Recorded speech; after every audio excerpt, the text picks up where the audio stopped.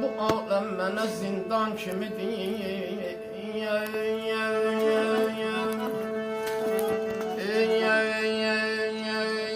Dünyada şad ola o adam eşidən musiqini, musiqin bilməyən ölkə necə viran kimidir.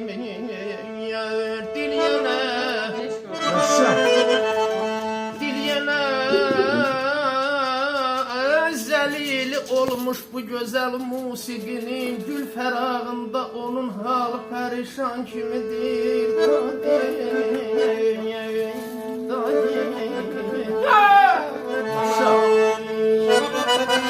Ne gelsin? Şair diyar salam olsun bu dünyadan o dünyaya. Yaxşı sözüm kelam olsun bu dünyadan o dünyaya. Şəlalə tək axmaq olmur, şimşək olub çaxmaq olmur.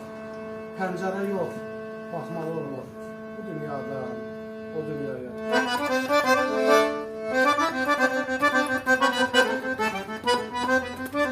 Halallığa baş koyayım, ahiretin torpaq bilir.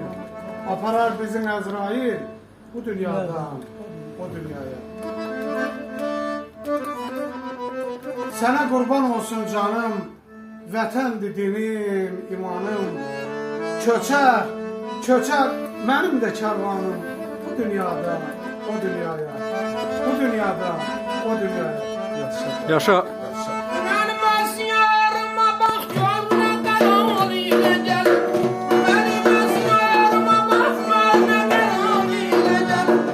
Özü ceylan balası bir tutmalar ilə gəl.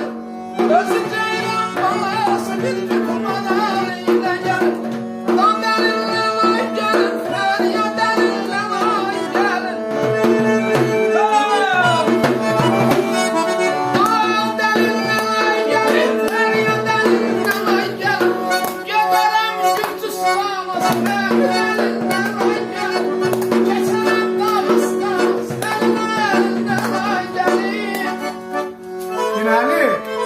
Binəli hörmət apardı, qazandı, şöhrət apardı. Desinlər, desinlər, rəhmət apardı bu dünyadan, o dünyaya, bu dünyadan, o dünyaya. Var o. Şu. Sizi necə qoyun?